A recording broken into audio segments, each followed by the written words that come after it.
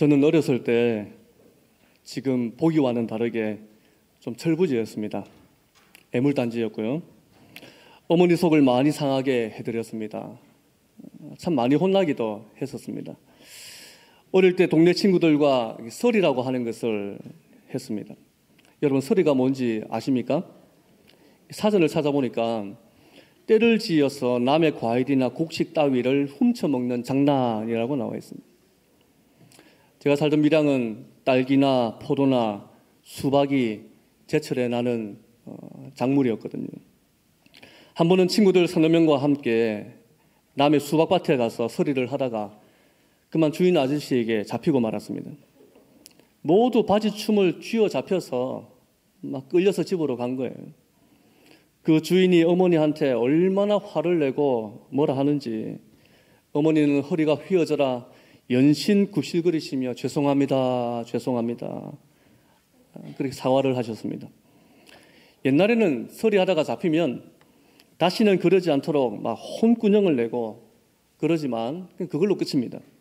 서리해온 것을 가져가지도 않습니다. 그냥 먹으라고 놔두고 돌아가십니다. 요즘은 그렇게 하면 안 됩니다. 변상을 해야 되고 구속이 될 수도 있습니다. 그러니 제 말씀을 듣고 생각을 하시는 분이 있다면 꿈도 꾸지 마시기를 바랍니다. 그날은 거의 저의 초상날이었습니다. 누구보다 인자하셨고 다정하셨던 어머니께서 그렇게 무서웠던 적은 없었습니다. 손에 든 회초리가 불을 질 정도로 막 치시는데 얼마나 아프던지 정말 참 많이도 울었습니다. 자식을 향한 어머니의 그 심정, 모질게 혼내실 수밖에 없었던 그 이유를 압니다. 가난한 살림에 제대로 뭘 배우기라도 하셨겠습니까? 그저 아들 둘 있는 거 잘 못 먹이고 잘 못 가르쳐도 바르게라도 키워보겠다는 그 소박한 마음이 우리 대 어머니의 마음이 아니겠습니까? 오늘 말씀에도 이와 같은 하나님 아버지의 마음이 담겨 있습니다. 우리가 함께 읽은 말씀은 선지자 예레미야가 바벨론 포로로 끌려간 남유다 백성들에게 보낸 편지입니다. 남유다는 바벨론의 침입으로 많은 사람들이 포로로 끌려갔습니다. 그들의 죄와 불순종 때문에 그리 된 것이지요. 그러므로 포로 생활은 하나님의 징계입니다. 하나님 내리신 회초리였습니다. 그렇게 해서 고향을 떠나 정처 없이 끌려왔던 것입니다. 정말 두려웠을 것입니다. 그런데 성경은 이렇게 포로로 잡혀가는 것이 하나님께서 내리시는 벌이면서도 동시에 하나님의 사랑이라고 말씀하십니다. 왜냐하면 포로로 잡혀간 그들을 버리지 아니하시고 그들과 함께 여전히 계시기 때문입니다. 자식이 잘못해서 어머니가 매를 드는 것이 자식과의 연을 끝내려는 것이 아니지요.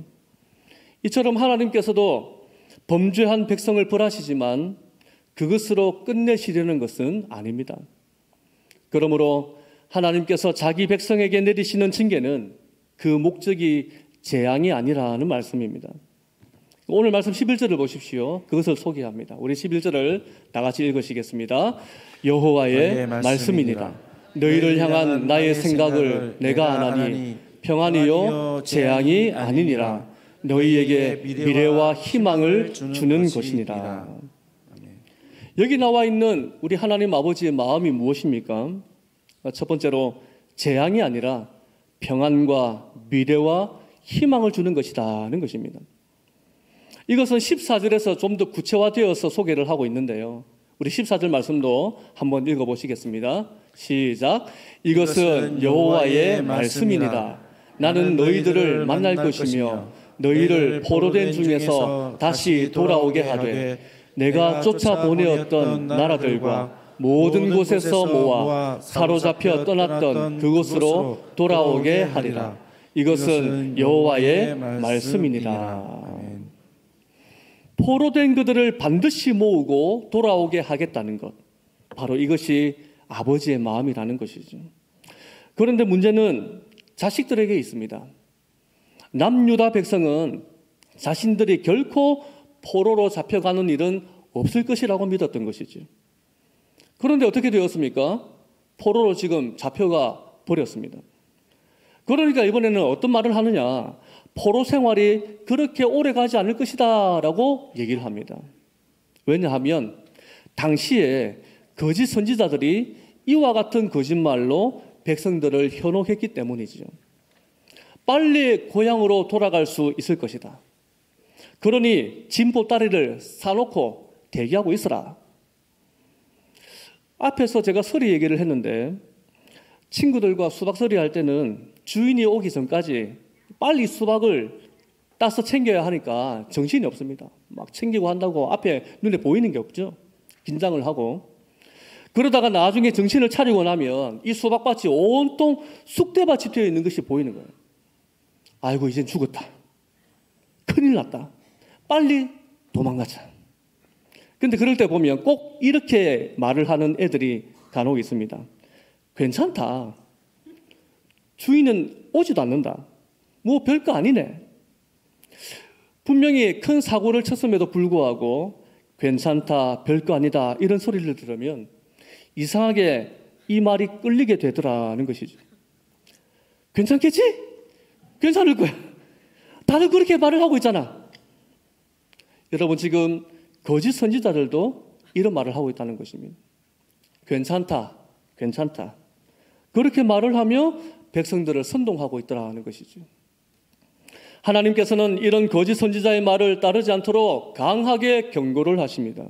오늘 말씀 8절 9절에서 나와 있는데요. 8절을 보십시오. 이렇게 말씀합니다.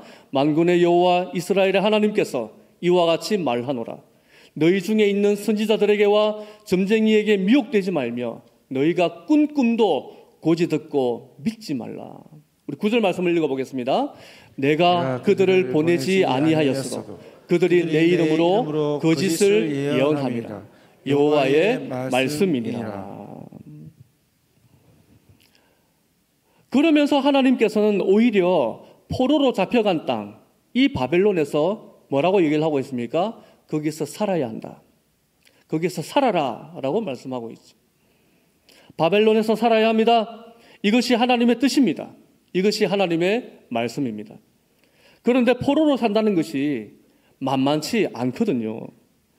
이 당시 고대 사회에서 전쟁은 단순히 나라와 나라 간의 전쟁 개념 그 이상입니다. 신들의 전쟁이고 종교 전쟁이었습니다. 그래서 바벨론 포로로 잡혀간다는 것은 전쟁에 능한 이 바벨론의 신이 이스라엘의 신 여호와를 이겼다는 것을 의미합니다. 그래서 이방 사람들은 포로로 끌려가는 유다 백성을 향해서 조롱을 하죠. 너희 이스라엘의 신은 어디 있느냐? 너희 신은 너희를 버리고 지금 어디로 도망을 갔느냐? 바로 이것이 유다 백성에게는 가장 큰 고통이었을 것입니다. 마치 시편 42편 기자와 같은 심정일 것입니다. 우리 시편 42편 10절 말씀을 함께 읽으시겠습니다. 시작. 내 뼈를 찌르는 칼같이 내 대적이 나를 비방하여 늘 내게 말하기를 내 하나님이 어디 있느냐 하도다. 내 하나님이 어디 있느냐. 이 말을 달리 말하면 너희가 섬기는 너희 하나님은 있다는 겁니까? 없다는 것입니까? 없다는 것입니다. 여러분, 정말 하나님은 계시지 않는 것일까요?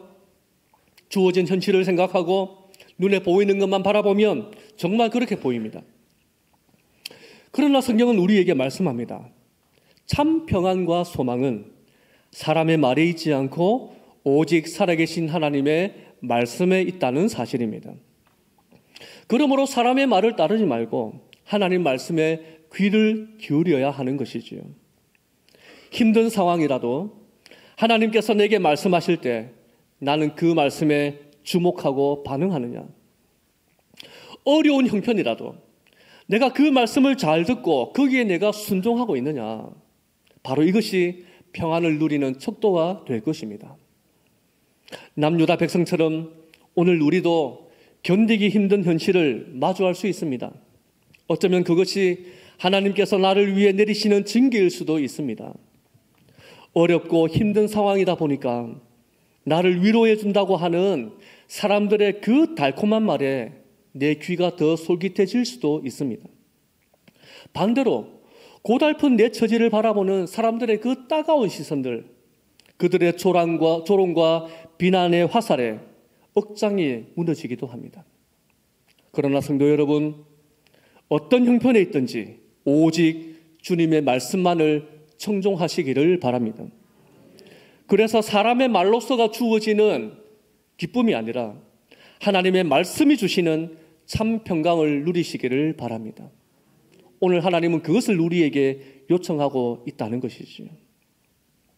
그러면 유다 백성이 듣고 순종해야 할 하나님의 말씀은 무엇일까요? 하나님께서 주시는 평안을 누리기 위해서 그들은 무엇을 해야 한다는 것입니까? 그것은 바로 바벨론에서 포로로 계속 살아내고 살아가는 것입니다. 포로 생활은 분명히 하나님께서 내리신 징계입니다. 그러나 이것은 재앙이 아니었습니다. 오히려 백성을 회복시키시는 아버지의 사랑이죠. 바로 이것이 아버지의 마음입니다. 그러니까 살아내야지요. 살아남아야지요. 그러면 언제까지 얼마나 살아야 한다는 말입니까? 오늘 말씀 10절을 보십시오. 10절을 이렇게 소개합니다. 여호와께서 이와 같이 말씀하시니라. 바벨론에서 몇 년이 차면요? 70년이 차면 내가 너희를 돌보고 나의 선한 말을 너희에게 성취하여 너희를 이곳으로 돌아오게 하리라. 70년이 차기까지 바벨론에서 살아가는 것입니다. 이것이 하나님 말씀에 순종하는 것입니다. 이것이 평안을 누리는 길입니다.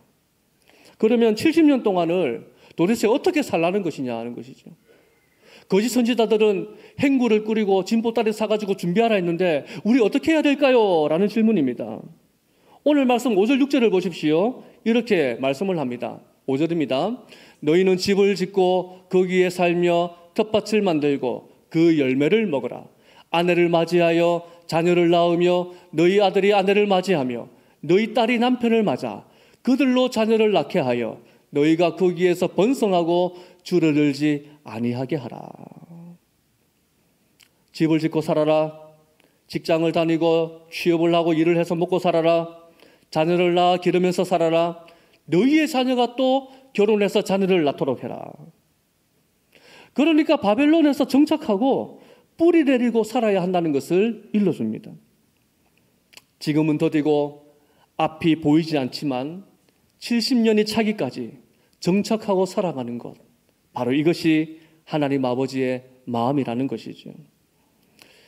그런데 생각해 보십시오. 말이 70년이죠. 10년이면 강산도 변한다는데 70년이라니. 나라도 망하고 포로 생활 70년이라고 하면 이건 징계가 아니라 재앙 수준이 아니겠습니까? 현실은 앞이 보이지 않습니다. 그 70년 뒤가 어떻게 될지 어떻게 알 수 있어요? 내일 한 치 앞도 모르는 인생인데 답답하겠죠? 절망적입니다. 그러나 분명한 것은 하나님은 이것이 재앙이 아니라고 말씀하셨다는 것입니다. 어린아이가 잘못하면 어머니는 반드시 회초리를 들어서라도 아이를 바른 길로 인도합니다. 비록 매맞은 자국이 시퍼렇게 피멍이 들더라도 이렇게 해야 자신의 잘못을 반성할 줄 알고 바르게 자랄 수 있기 때문이죠. 매맞는 아이의 상처보다 매를 든 어머니의 마음이 더 아프다는 것을 알게 될 것입니다. 그래서 매맞는 아이가 울면서도 어디로 달려갈까요? 자기를 혼내는 엄마를 보니까 마귀 할멈처럼 보이고 무서워서 그 엄마 앞에서 곧장 다름질로 내빼서 도망을 갈까요? 아닙니다. 오히려 엄마 품으로 달려가서 엄마에게 안깁니다. 왜요? 비록 손에는 무서운 회초리가 들려있지만 그게 어머니의 사랑이라는 것을 알기 때문이지요. 오늘 말씀도 마찬가지입니다. 분명히 바벨론 포로 생활 70년은 하나님의 징계입니다. 그러나 재앙을 주려는 것이 아니에요. 쫓아내기 위한 목적도 아닙니다. 오히려 이것은 아버지의 사랑입니다. 매맞고 아파서 울지만 엄마 품으로 달려가는 아이처럼 자신의 잘못을 깨닫고 회개하면서 아버지의 품으로 돌아오기를 기다리신다는 사실입니다. 그래서 지쳐있는 내 영혼, 무너져 있는 내 마음을 우리 아버지께서는 넓은 품으로 안아 주실 것입니다. 다시금 새 힘을 얻도록 쉼을 주시고 평안을 주신다는 거예요. 바로 이것이 회복시키시는 아버지의 마음입니다. 70년 동안 살아라라고 하신 아버지의 사랑입니다. 성도 여러분, 우리도 신앙생활 하면서 때로는 실수하잖아요. 넘어지기도 합니다. 부끄러운 자리에 내가 서 있기도 합니다. 혹시 이런 문제로 고민하고 힘겨워하면서 낙심해 있는 분이 계십니까? 게다가 우리의 상황이 좋지 않은 경우를 발견합니다. 눈에 보이는 일이 될 일도 잘 안 되고 나아질 기미는 보이지 않습니다. 더 어려워지는 것 같고, 그래서 내일을 생각하면 뭔가 기대가 부풀고 희망이 생겨야 하는데 걱정이 앞서고 염려가 앞서고 두려움이 내 앞에 턱하니 막았습니다. 그런 현실을 마주하고 있는 우리의 모습은 아닙니까? 그러나 성도 여러분, 잊지 마십시오. 우리 주님은 상한 갈대를 꺾지 아니하시는 하나님이십니다. 꺼져가는 등불도 끄지 아니하시는 아버지십니다. 진노 중에라도 긍휼을 잊지 아니하시는 주님이십니다. 재앙이 아니라 회복이라고 말씀하십니다. 이와 같은 주님의 사랑이 나를 붙드신다면 우리는 그것으로 충분하지 않겠습니까? 나는 다시 돌이켜 회복할 것입니다. 나는 다시 일어설 수가 있는 것입니다. 이와 같은 아버지의 사랑과 은혜가 우리 모든 성도님들 가운데 함께 하시기를 주님 말씀으로 축복합니다. 그렇다면 여기에 우리는 어떻게 해야 할까요?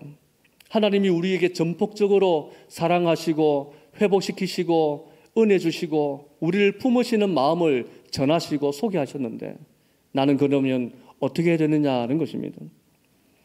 하나님의 사랑으로 회복하기 위해서는 적극적인 우리의 믿음이 요청이 됩니다. 그것은 바로 힘든 상황 속에서도 회복시켜 주신다는 그 말씀을 끝까지 붙들고 놓지 않는 것이죠. 그리고 그것을 가지고 하나님 앞에 기도하는 것입니다. 그러면 하나님은 반드시 나를 만나 주실 줄로 믿습니다. 하나님께서 당신의 계획 안에 우리를 이끌어 가시지만 그렇다고 해서 우리가 가만히 잠자코 있어서는 안 된다는 말씀입니다. 하나님을 찾으려는 간절함이 있어야 합니다. 믿음의 의지를 가지고 움직이고 행동해야 합니다. 그것은 바로 하나님께 부르짖는 것이죠. 전심으로 하나님을 찾는 것입니다. 하나님께 기도하고 간구하는 것이에요. 우리 오늘 12절 13절을 보십시오. 다 같이 함께 읽으시겠습니다. 너희가 내게 부르짖으며 내게 와서 기도하면 내가 너희들의 기도를 들을 것이요 너희가 온 마음으로 나를 구하면 나를 찾을 것이요 나를 만나리라. 우리가 온 마음으로 구하고 찾으면 하나님 만나 주십니까? 안 만나 주십니까? 오늘 이 말씀은 사실 이 포로된 백성들에게 도전을 주는 말씀입니다. 왜냐하면 이제 바벨론에서 살아가야 하거든요. 그런데 그곳은 그들이 익숙했던 하나님을 예배하고 여호와를 신앙하는 문화와 그런 토대가 마련되어 있는 땅이 아니었습니다. 하나님을 모르는 사람들이 많이 있습니다. 이방 신들이 세워져 있습니다. 우상 제물로 가득 차 있는 곳입니다. 거기서 믿음으로 산다는 것은 쉬운 일이 아닙니다. 조금만 정신을 딴 곳으로 돌리면 쉽게 우리의 눈과 마음을 유혹하는 것들이 도사리고 있습니다. 하나님께 기도하는 것은 더 힘듭니다. 어떤 고난과 어려움을 만날지 모르기 때문이죠. 하지만 성경은 분명히 말씀합니다.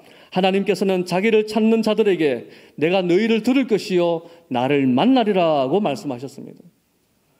하나님은 즉흥적으로 말씀하시는 분이 아닙니다. 그분은 약속하신 것을 끊지 아니하시고 끝까지 준행하시는 주님이십니다. 이런 맥락에서 오늘 말씀도 살펴보아야 하는 것이죠.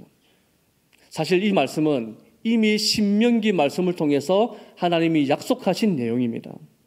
신명기 4장을 보시면 하나님께서 이스라엘 백성들이 가나안 땅에서 하나님을 온전히 섬기지 않고 우상을 만들고 이방신을 섬길 때 그들을 흩으시겠다고 말씀을 하셨습니다. 그런데 신명기 4장 29절에는 대반전이 일어납니다. 신명기 4장 29절 함께 읽어 보시겠습니다. 그러나 내가 거기서 내 하나님 여호와를 찾게 되리니 만일 마음을 다하고 뜻을 다하여 그를 찾으면 만나리라. 그를 찾으면 어떻게 된다고요? 만난다고 말씀하십니다. 결국 그들은 포로로 잡혀간 땅에서 하나님을 찾게 될 것입니다. 그래서 온 마음을 다해 하나님 만나기를 구하면 하나님께서 만나 주신다는 것이죠. 이것은 오늘 말씀 읽었던 12절, 13절과 일맥상통한 내용입니다. 이처럼 하나님의 약속은 변함이 없습니다. 하나님의 약속은 줄기차게 이어져 옵니다. 그리고 주님은 그 약속을 반드시 이루시는 줄로 믿으시기를 바랍니다. 바로 이 약속을 붙들고 하나님을 찾고 구해서 만난 사람이 있더라는 것이죠. 지난주일 오전 예배 때 살펴보았던 다니엘이 그렇습니다. 다니엘은 포로 생활 중에서도 예루살렘을 향해서 기도했습니다. 감사했습니다. 그렇게 할 수 있었던 이유가 무엇이었습니까? 바로 오늘 말씀, 이 예레미야를 통해 주셨던 하나님의 약속, 70년이 차면 회복하시겠다는 이 말씀을 붙들었기 때문에 그렇습니다. 다니엘서 9장 1절 2절을 보십시오. 1절을 먼저 제가 읽어드리겠습니다. 메대 족속 아하수에로의 아들 다리오가 갈대아 나라 왕으로 세움을 받던 첫 해라고 되어 있습니다. 그러니까 이 바벨론이 멸망을 하고 메대 바사가 세워지는 바로 그날에 다니엘이 하나님 앞에 세워졌다라는 것을 얘기를 하고 있습니다. 2절을 함께 읽어보겠습니다. 다 같이 읽습니다. 시작. 곧 그 통치 원년에 나 다니엘이 책을 통해 여호와께서 말씀으로 선지자 예레미야에게 알려주신 그 연수를 깨달았나니 곧 예루살렘의 황폐함이 70년 만에 그치리라 하신 것입니다. 몇 년 만에 그친다고요? 70년. 70년이라고 분명히 말씀하고 있죠. 그 예레미야의 약속을 다니엘이 붙들고 하나님께 기도했다는 것입니다. 다니엘은 하나님의 약속을 붙들었습니다. 하나님의 약속, 바로 이것이 다니엘을 움직이게 했습니다. 눈에 보이는 사자굴보다도 보이지 아니하시는 하나님을 두려워했습니다. 약속을 신실하게 이루시는 그 하나님만 신뢰를 했습니다. 이와 같이 위기와 염려가 되는 상황에서도 우리는 하나님의 약속을 붙들어야 할 줄로 믿습니다. 그리고 말씀이 이끄시는 대로 하나님을 간절히 찾아야 합니다. 부르짖어야 합니다. 기도해야 하는 것이죠. 그렇게 하면 하나님께서는 반드시 나를 만나 주신다고 했습니다. 그러므로 성도 여러분, 혹시나 지금도 아직 답답한 마음이 있다면 하나님 앞에 다 내려놓으시기를 바랍니다. 하나님의 약속을 붙드십시오. 그 말씀을 의지해서 하나님을 간절히 찾고 기도해 보시기를 바랍니다. 하나님은 내 눈에 보이지 않습니다. 하나님은 내게 응답하지 않습니다. 내가 지금 하고 있는 것이 내 힘을 속 빼는 좌절을 경험케 하는 것 같습니다. 그렇지만 오늘 이제 우리는 알았습니다. 하나님의 약속의 말씀을 붙들고 다시 한번 도전해 보십시오.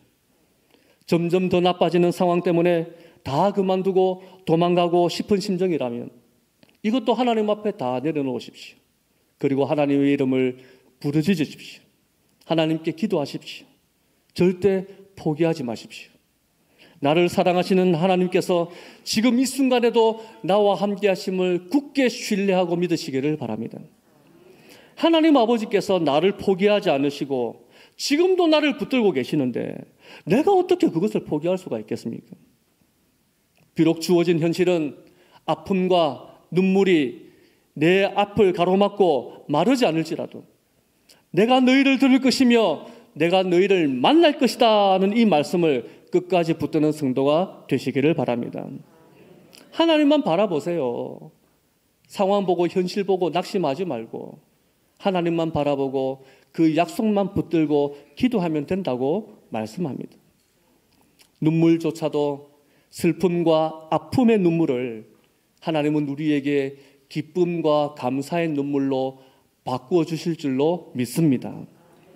그래서 세상 사람들은 뜬구름 잡듯이 잠깐 있는 즐거움을 쫓아가고 그것이 나한테 평안이다 얘기하고 나는 안전하다 얘기하지만 그 깊숙한 절망 속에서 허덕이고 있다면 우리는 그런 세상의 즐거움을 따라가는 인생이 아니라 하늘에서 내려주시는 참 평안과 변함없는 영원한 주님의 소망을 굳게 붙드는 믿음의 성도가 되어야 할 줄로 믿습니다. 그러므로 현실 앞에, 상황 앞에 그것을 바라보고 내 인생을 해석하는 믿음이 아니라 하나님을 바라보고 변하지 않는 약속을 붙들고 기도하는, 행동하는 믿음의 삶을 살아가시기를 주님 말씀으로 축복합니다. 이것이 우리에게 복이 되고 은혜가 되기를 주님의 이름으로 축원합니다. 우리 오늘 말씀을 생각하면서 함께 찬양하기를 소원합니다. 누구보다도 나를 아시고 내가 볼 수 없는 상처도 만지시며 내 마음을 치료하시고 회복시켜 주시는 그 아버지를 찬양합니다. 아버지, 아버지, 나를 안으시고 바라보시는 아버지,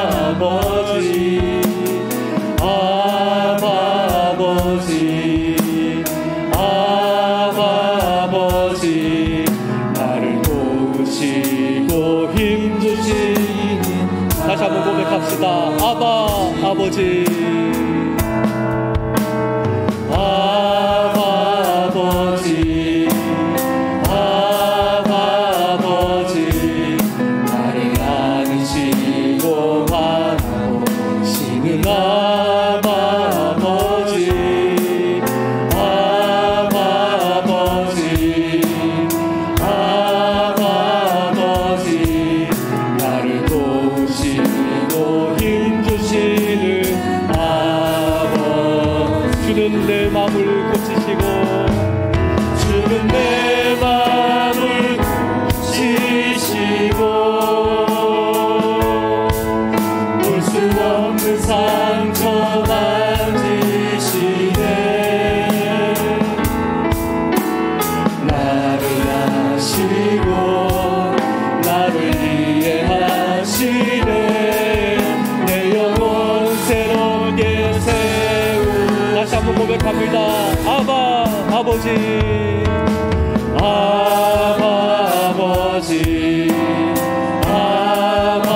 아버지, 나를 안으시고 바라보시는 아버지, 아버지, 아버지, 나를 도우시고 힘주시는 주는 내 마음을 고치십니다. 주는 내 마음을 고치시고, 볼 수 없는 상처 만지시네. 나를 아시고 나를 이해하시네. 내 영혼 새롭게 주는 내 마음을 고치시고, 주는 내 마음을 고치시고, 볼 수 없는 상처 만지시네. 나를 아시고 나를 이해하시네. 내 영혼 새롭게